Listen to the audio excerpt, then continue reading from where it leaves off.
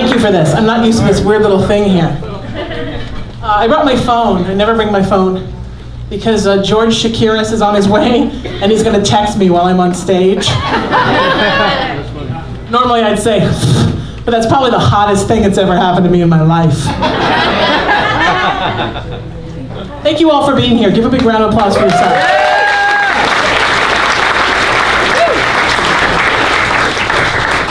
A couple of things. First of all, you could probably make me like 5 more of those. First of all, the Sheena Metal Experience was my love project.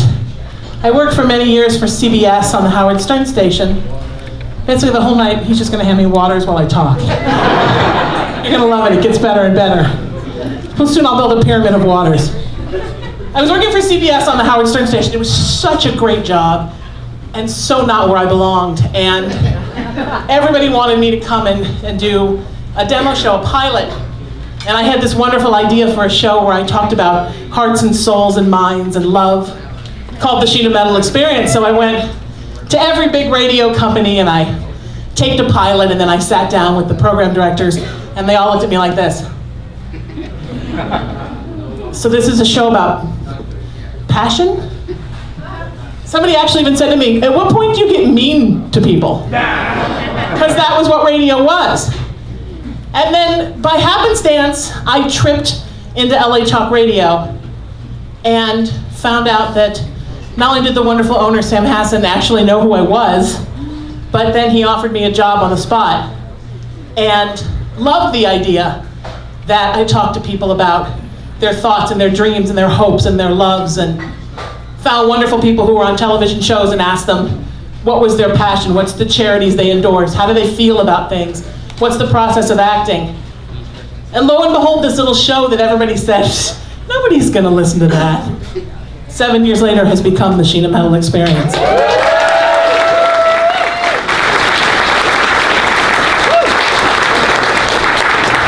And every one of you that has ever been on the show, has ever listened to the show, has ever posted for me on Facebook, on Twitter, it's your experience, and it's every bit as much your show as it is mine.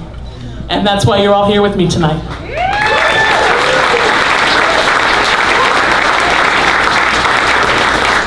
I'm Irish, I cry all the time, just get used to it.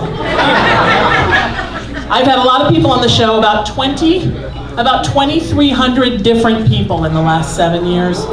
And many of you are here tonight. Erica Sacchio's here, Kate Linder is here. I wish I could, Katie Kurtzman's here somewhere, Jeannie Russell's here. I wish I could see you all. Paul Belcito, Stephen Roach, I know you're all here. Woo! And I couldn't have done it without you. Because a show like a play, or anything that's really good, is a village. And you're all my village. But the criteria to get up on this stage for these is different. First of all, you have to, well, obviously, people have to care about you enough to want to come out and fill the Improv. Because I'm honest. But you have to be somebody that I've worked with enough that I feel comfortable with. There's very few exceptions to that. One was when Ted Lange did the show, but he had already played my baby daddy on Child of the 70s. Tonight we have a guest that I've never interviewed before, so we're doing it again tonight, but she's being interviewed with one of my dearest friends.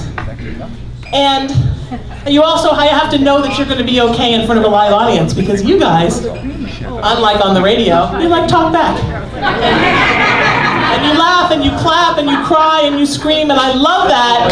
And I want you to be a participative audience that feels like you can do all of those things. Because that's the excitement for me. When I'm in the studio and a guest says something and I think, oh my God, I want everybody in the world to hear them say that right at that minute. And this that we do here is the closest to that. So, before we start the show, for all of you that asked if I'm engaged. Yeah. No. This is my mother's engagement ring. I put it on Thursday when we put her back in the hospital because I didn't want to lose it and I didn't want her to lose it. And it's so interesting because it's been on my finger for 4 or 5 days and it feels like her. And you have to all know that there would be no me without her. I mean, biologically, of course. But my mom always thought that her strange, smart, odd little child was her Mona Lisa. and always told me that I could do anything.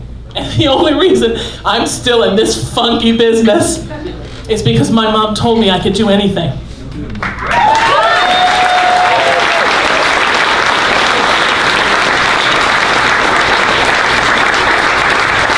So if I have some wisdom to impart to you tonight, it's that you, each of you, all of you, can do anything. And don't ever let anybody tell you that you can't. I'm a 48-year-old fat woman. That means I should have left entertainment about 35 years ago, when being the chubby kid was no longer cute. And I'm here. And I'm here because I believe.